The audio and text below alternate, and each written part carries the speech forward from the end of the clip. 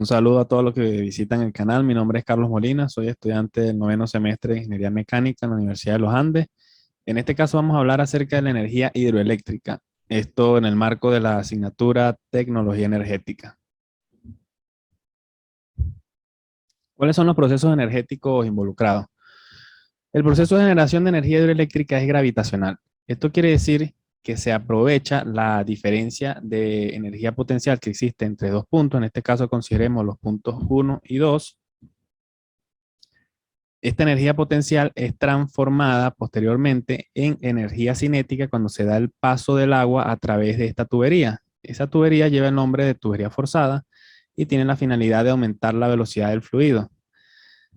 Cuando el agua entra en contacto con los álabes de la turbina, esta se acciona mecánicamente, transformándose la energía cinética en energía mecánica. La turbina, al estar conectada de forma solidaria con el generador eléctrico, pues el generador va a ser el encargado de transformar dicha energía mecánica en energía eléctrica, en este caso corriente alterna. En el caso de las centrales, donde pues la demanda es grande, es necesario que se instalen los transformadores, los cuales son los encargados de elevar dicho voltaje de salida del generador eléctrico. Esta energía es limpia y renovable. El término renovable hace referencia a que en este caso la fuente de energía, como es el agua, se conserva, por lo que sí es renovable. Y con respecto a si es limpia, pues nosotros podríamos hacer una analogía con respecto a lo que sucede en una planta nuclear, como se muestra aquí en la animación, o a una termoeléctrica. En el caso de la energía hidroeléctrica, no existe una emisión aparente de gases contaminantes. Más sin embargo, la construcción de centrales hidroeléctricas conlleva una generación de gases de efecto invernadero, como por ejemplo el metano. ¿Cómo se da la formación de este metano? Bueno, todo material orgánico, en este caso se representó con pez, pero entiéndase por material orgánico todo ser que en algún momento pues estuvo vivo, al encontrarse con la estructura de la central, pues puede darse la muerte de dicho material orgánico. Esa muerte se transforma en una formación de sedimentos, una acumulación de material de descomposición en la parte inferior, y que una vez se da la descomposición, pues se forma lo que es el dióxido de carbono y el metano. Este fenómeno representa el 1,3% de las emisiones globales de gases de efecto invernadero, según Santos y otros autores. Esto quiere decir que pues, sí existe una emisión de gases contaminantes debido a la construcción de centrales hidroeléctricas, y otra consecuencia que se puede mencionar es que existe una disminución en lo que es la concentración de oxígeno disuelto, lo que pues causa la mortandad de peces y otras especies acuáticas. Sin embargo, pues depende de la característica individual de cada río, del estado fisiológico y ecológico, así como del tipo y el tamaño de las instalaciones hidroeléctricas. No va a ser lo mismo comparar una gran central hidroeléctrica con esta disposición que una pequeña central en la que no se tenga, por ejemplo, la construcción de los embalses. Todas estas son consideraciones que los diseñadores, en este caso de dichas estructuras, pues deben tomar en consideración para hacer lo menos, o sea, lo más amigables con el medio ambiente. Hablemos un poquito ahora acerca de la historia. Recordemos que la energía hidroeléctrica está compuesta por dos componentes, como es la hidráulica y la energía eléctrica. La energía hidráulica ha sido una de las primeras en ser utilizadas por el hombre para generar movimiento.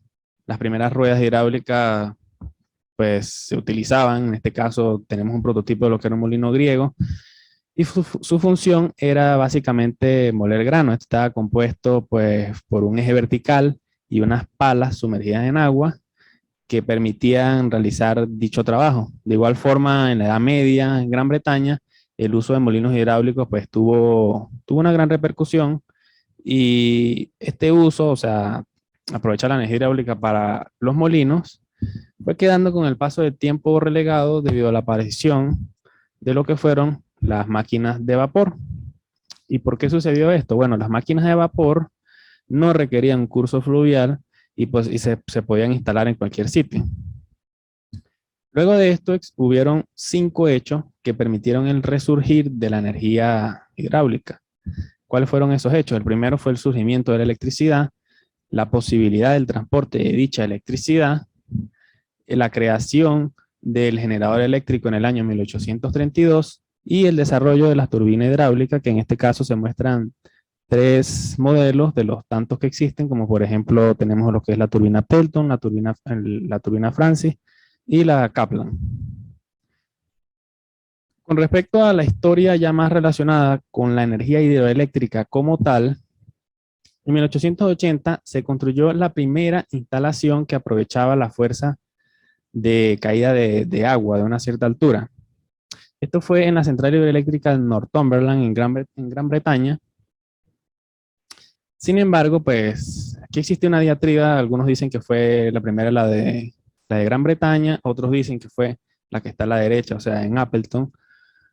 Independientemente de eso, la primera presa, esto sí es verídico, la primera presa construida para la generación o para el aprovechamiento de la energía hidroeléctrica fue la construida en Appleton, aquí como se muestra en la imagen en la derecha, y el encargado o el creador de dicha presa fue Henry Rogers, quien se muestra aquí en la imagen.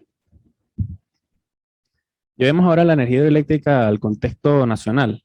Según Winston Cavas, quien fuese en su momento el presidente de la Asociación de Ingeniería Eléctrica Mecánica Profesional de Venezuela, por sus siglas ABIEN, en el país requiere unos 22.000 megavatios para el normal funcionamiento de su industria, del comercio y de los hogares.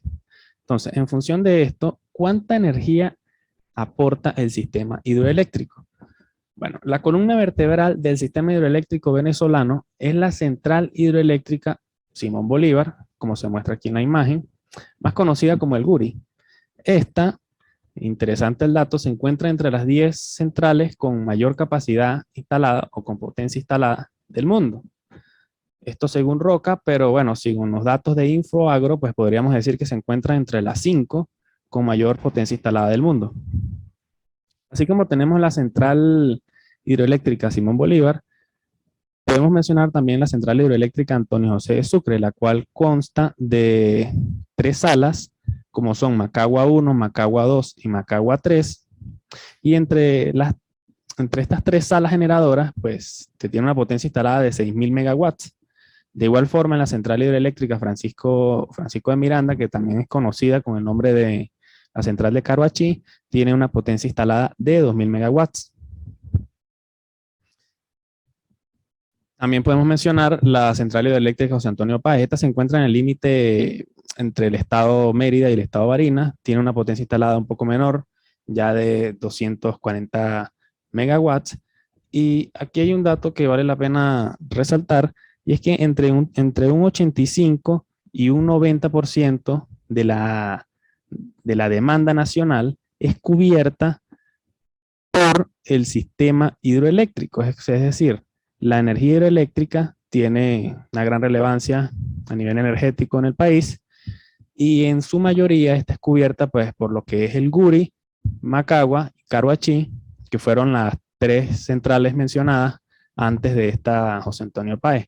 Así como estas centrales, pues en el país existen muchas otras más centrales que, bueno, en este momento no vamos a mencionarlas para no hacer el video tan extenso.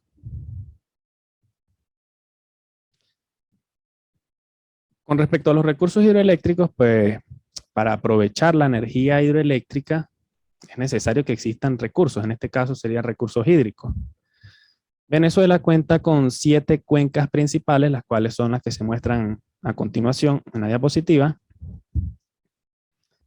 Y esas cuencas nos permiten o le permiten al país encontrarse entre los 10 países con mayores reservas de agua dulce del mundo. Esto quiere decir que pues, existe un gran potencial para aprovechar dicha energía y crecer en ese sentido, en el punto de vista hidroeléctrico.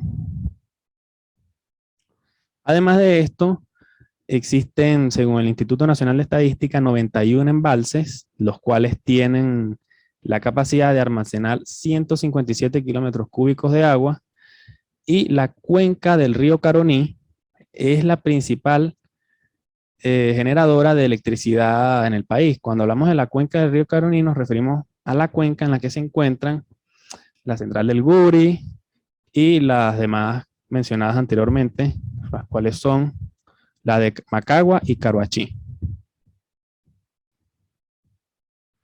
Con respecto a la energía hidroeléctrica en el país, según Winston Cava, desde el punto de vista hidroeléctrico existen entre 16.000 y 17.000 megavatios instalados de energía hidroeléctrica. Sin embargo, actualmente existen disponibles entre 12.000 y 13.000 megavatios. Ahora hablemos de lo que es la clasificación de la energía hidroeléctrica. Según OLADE, que es la Organización Latinoamericana de Energía, tenemos que aclarar primero cuál es el criterio de clasificación. En este caso, el criterio de clasificación va a ser la capacidad instalada. La capacidad instalada o potencia instalada no es más que el potencial de producción, es decir, la capacidad de energía que está en teoría, o sea, en posibilidad de generarse. En función de esta potencia instalada, pues van a haber centrales que están en capacidad de alimentar ciudades enteras, así como otras, pues, de menor capacidad que pueden, en este caso, recargar teléfonos celulares o dispositivos electrónicos de poco consumo. Esta clasificación contempla lo que es las picocentrales, las microcentrales, las minicentrales, las hidroeléctricas y las centrales hidroeléctricas, donde a continuación se muestran cuáles son los valores de potencia que corresponden a cada uno. Hablemos un poquito acerca de lo que son las picocentrales. Las picocentrales, como lo dice la imagen, tienen una potencia instalada de entre 0,5 y 5 kilowatts. En este momento pues, se muestra en la imagen un prototipo, puede decirse un prototipo de pico central. Este fue construido en Guatemala y donde este generador, pues este pico central no tenía pues mucha capacidad, más sin embargo, pues era suficiente para cargar 10 teléfonos móviles, como se muestra aquí en la imagen. ¿Y cómo era el funcionamiento? ¿Cómo es la disposición de esto aquí internamente? Bueno, básicamente si observamos la imagen, y se dispone de lo que es una pequeña turbina Pelton, la cual es accionada por estos tubos estos tubos hacen las veces de inyectores, es decir, el agua entra por esta parte de aquí, sube por estas tuberías, se distribuye a los inyectores impulsan la turbina, esta turbina pues tiene un eje aquí en el medio y se encuentra unida de forma solidaria que está al generador o alternador. Este alternador pues por el principio de inducción electromagnética genera la corriente alterna y bueno, posteriormente para el consumo pues es necesario utilizar un inversor para transformar esa corriente alterna en corriente directa, que es la que utilizan los equipos. Luego de esto tenemos las microcentrales. Las microcentrales tienen una capacidad instalada de entre 5 y 50 kilowatts. En este caso particular, un prototipo diseñado por dos ingenieros brasileños en Curitiba. Cada unidad de estas pues tenía 1000 watts, o sea, cada unidad de 1000 watts es capaz de producir 720 kilowatt hora al mes, lo que en ese caso particular pues permitía cubrir 4 a 5 veces el consumo residencial de un hogar brasileño, y este pues aprovechaba lo que es la caída de agua de unos 15 metros. Luego de esto tenemos lo que son las minicentrales, que las minicentrales contemplan desde 50 hasta 500 kilowatts. En este caso, cada turbina es capaz de producir hasta 70 kilowatts en dependencia del sistema empleado. Bueno, y se pueden generar entre 120.000 y 560.000 kilowatt hora al año por cada turbina. Este modelo es bien interesante. Esta idea surgió de dos emprendedores belgas, donde si observamos cómo es el funcionamiento, se tiene la formación de unos vórtices. Ellos aprovecharon los vórtices o torbellinos para transformar la energía potencial, que en este caso la caída de agua era nada más de 1.5 metros. Entonces, esa caída de agua que se puede decir que es pequeña, mediante lo que son el análisis y el estudio de los vórtices o torbellinos, permitieron pues un nuevo prototipo o modelo de central hidroeléctrica. Luego de esto continúan lo que son las hidroeléctricas, que tienen una potencia instalada entre 500 y 20.000 kilowatts, y las centrales hidroeléctricas, que ya es una potencia instalada de más de 20 megawatts. Aquí en la imagen a la derecha se muestra la central de las Tres Gargantas, así es como se llama, en el río Yangtze, en China, la cual tiene la mayor capacidad instalada o potencia instalada del mundo. Ahora definamos lo que es una clasificación técnica de las centrales hidroeléctricas.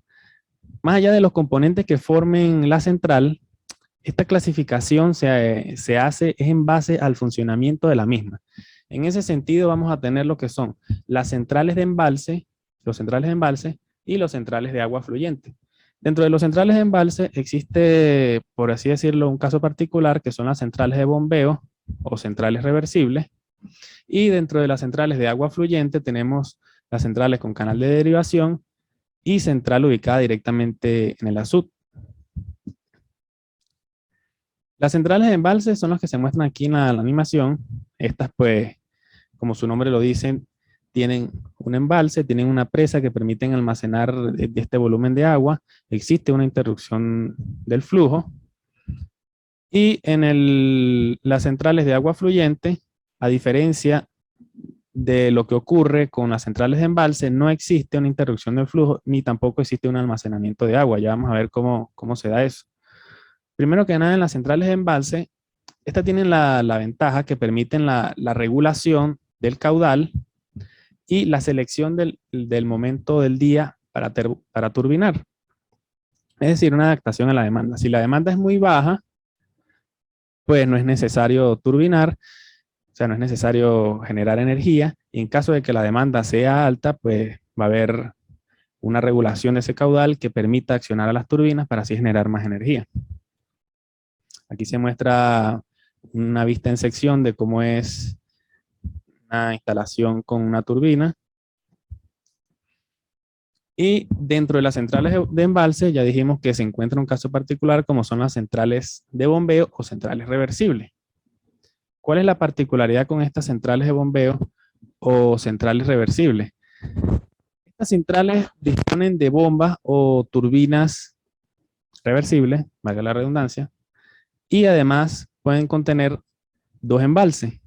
Uno aguas arriba de la central, como es lo que hemos visto hasta ahora, y otro aguas abajo de la central. El funcionamiento es muy simple. En momentos de alta demanda energética, funcionan como centrales turbinando el agua, es decir, como veníamos viendo hasta ahorita. En caso de que la demanda sea baja, se utiliza el sistema de bombeo.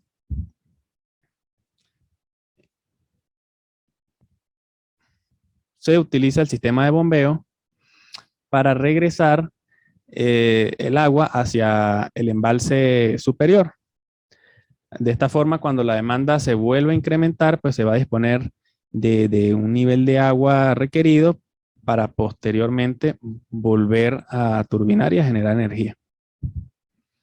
Con respecto a las centrales de agua fluyente, tenemos que en este caso no se dispone de un embalse de regulación. Esto presentan un azud, ya veremos qué es ese azud.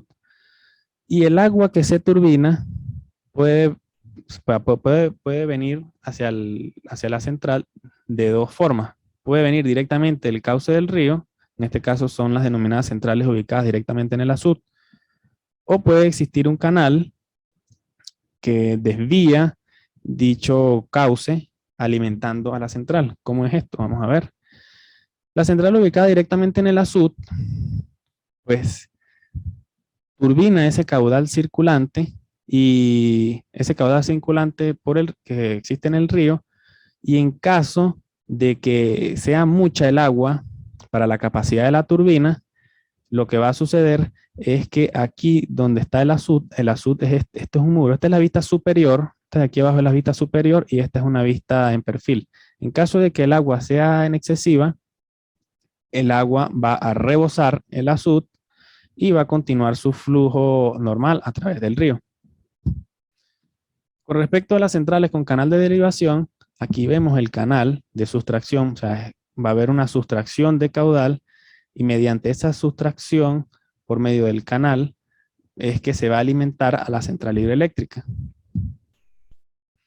Esta sustracción del caudal pues tiene que tener en consideración un caudal ecológico, ya que deben existir, deben existir ciertos límites que garanticen que no se está dejando excesivamente seco al río. ¿Cómo funciona una central hidroeléctrica?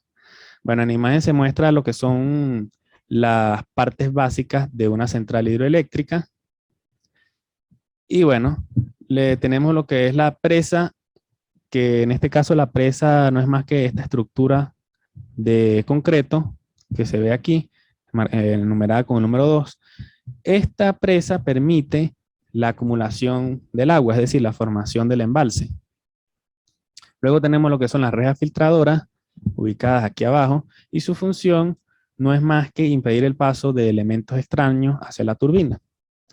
Luego tenemos la tubería forzada, cuya función es aumentar la velocidad del agua, es decir, aumentar la energía cinética. Recordemos que esto es un proceso de transformación de energía. Y entre los puntos 6 y 8, que serían los compuestos por la turbina hidráulica, el eje y el generador eléctrico, puede existir, si es el caso, un multiplicador de velocidad, el cual tiene como función reducir el tamaño del generador eléctrico. Aquí podemos ver una animación de la función del multiplicador de velocidad, que incrementa, pues su nombre lo dice, la velocidad que llega al generador, la velocidad de entrada del generador. ¿Y por qué se dice que esto reduce el tamaño del generador eléctrico? Bueno, el generador eléctrico, pues, recordemos que no es más que un embobinado. Entonces, el generador eléctrico, en función de la velocidad de giro del eje o del tamaño del embobinado, va a generar más o menos corriente, o sea, más o menos corriente alterna. Entonces, si aumentamos la velocidad, estamos controlando esa variable que permite aumentar la energía eléctrica. Ya luego tenemos lo que son el número 9 y el número 10, que son los transformadores y las líneas de transporte de energía eléctrica. Bueno, el transformador, como ya lo dijimos previamente, es el que se encarga de aumentar ese voltaje de salida del generador. Si vemos aquí en el video, pues del generador salen 380 voltios, este es el transformador. Y en este caso particular, tenemos que el transformador lo lleva a lo que son 13.200 voltios. Para el caso de Venezuela, Venezuela consta con estas 4 líneas de transmisión, como son las de 115, las de 230, de 400 y de 765 kVA. Ahora hablemos acerca del almacenamiento. Si hacemos una analogía con respecto a la energía fotovoltaica, pues, o sea, mejor dicho, la energía producida por los paneles solares en forma de corriente continua se almacena en baterías en forma de energía química, es decir, existe un almacenamiento de energía. En el caso de la energía hidroeléctrica, pues digamos que no existe, mejor dicho, un banco de baterías. Pero si recordamos lo que mencionamos anteriormente, en el caso de las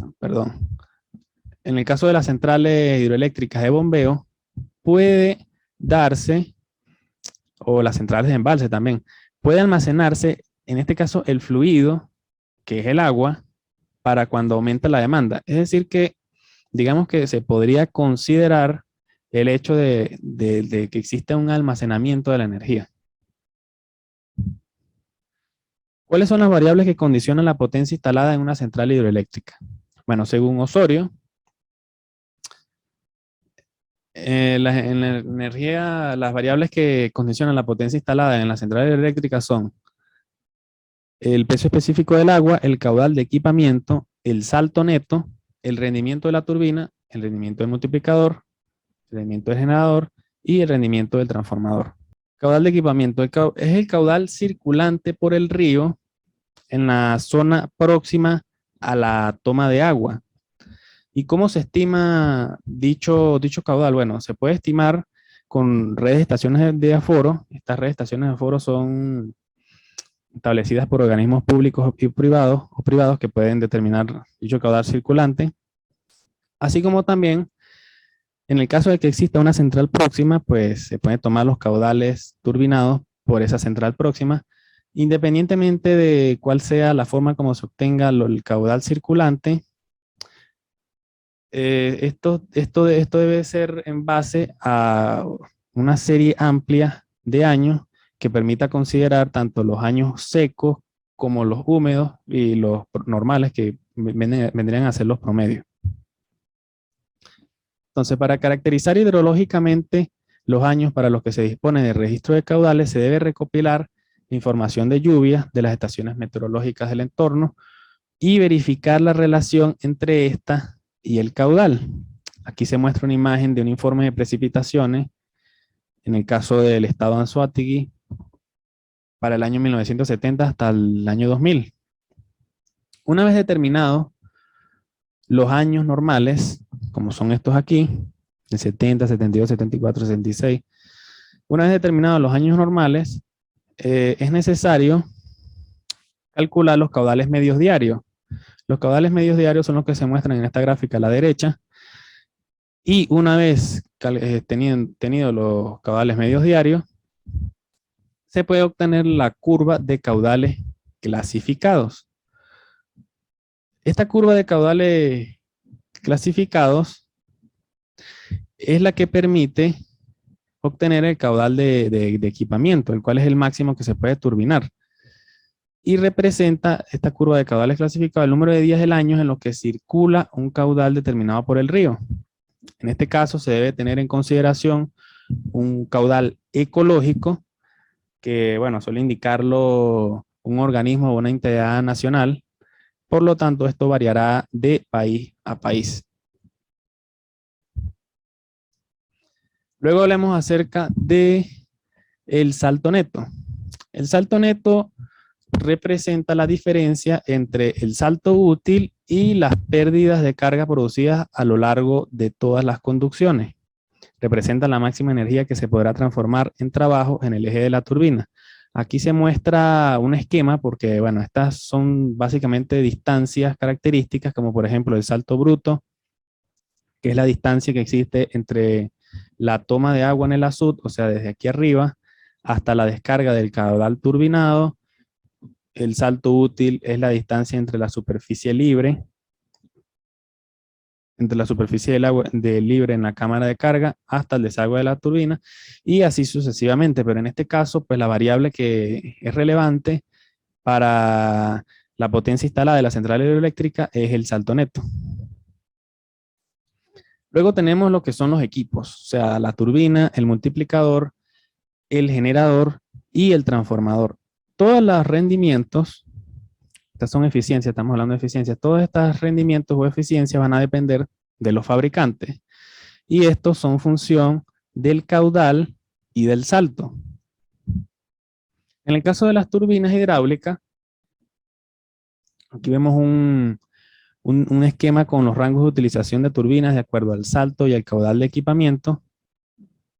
Por ejemplo, esta zona de aquí podría ser cubierta por una turbina Kaplan, de igual forma toda esta por una turbina Osberger y así sucesivamente. Entonces, las turbinas hidráulicas se clasifican en turbinas de acción y en turbinas de reacción. De forma muy somera, digamos, las turbinas de reacción son aquellas en las que la caída de presión, o la variación de presión es considerable en su paso por el rodete, a diferencia de lo que ocurre en las turbinas de acción, donde el delta P al pasar por el rodete pues es despreciable.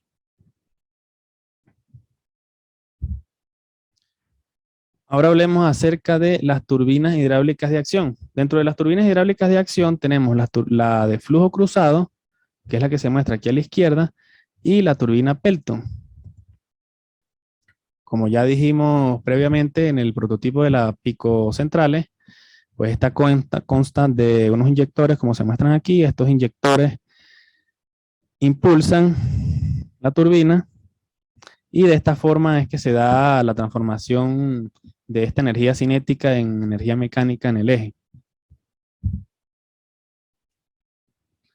Luego de esto tenemos lo que son las eficiencias de cada uno, de cada turbina, o sea, la de flujo cruzado y la turbina Pelton.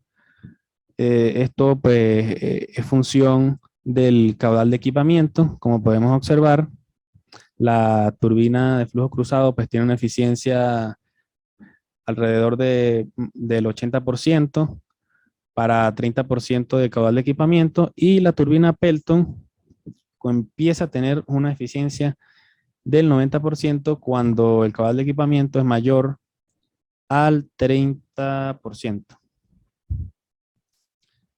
Luego de esto tenemos las que son las turbinas hidráulicas de reacción. Dentro de las turbinas hidráulicas de reacción tenemos la turbina Francis y la turbina Kaplan. Las turbinas de reacción son aquellas en las que el fluido, como ya dijimos, pues sufre un cambio considerable de presión en su paso por el rodete. Y aquí tenemos una pequeña animación de cómo es el funcionamiento de la turbina Francis. Ok. Voy a quitar esto por acá. Ajá.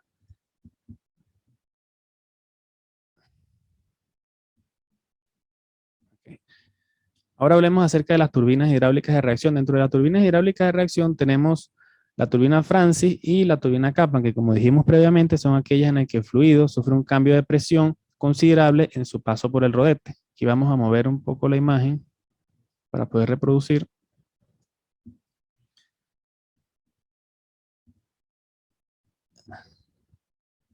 Entonces, la turbina Francis consta de lo que es un distribuidor, que el distribuidor contiene una serie de álabes móviles y fijos que permiten orientar el agua hacia el rodete. Se vendrían a hacer esto de aquí, esto sería el distribuidor. El rodete, pues es el que se encuentra aquí, el que está formado por una corona de paletas fijas, con una forma tal que cambian la dirección del agua.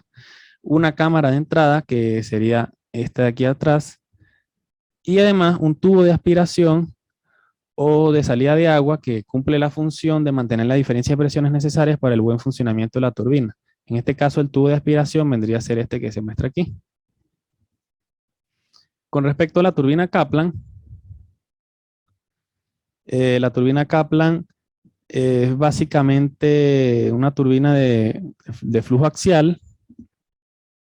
Tiene una forma muy parecida a lo que son las hélices de un barco. Y bueno, aquí a continuación, aquí se muestra otra imagen de la turbina Kaplan. Y aquí tenemos lo que son los rendimientos de cada turbina. Para el caso de la turbina Francis, el rendimiento es mayor al 90% a partir del 70% del caudal de equipamiento.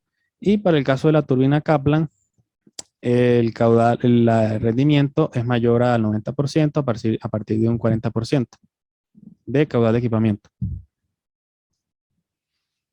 Ahora hablemos acerca del multiplicador de velocidades.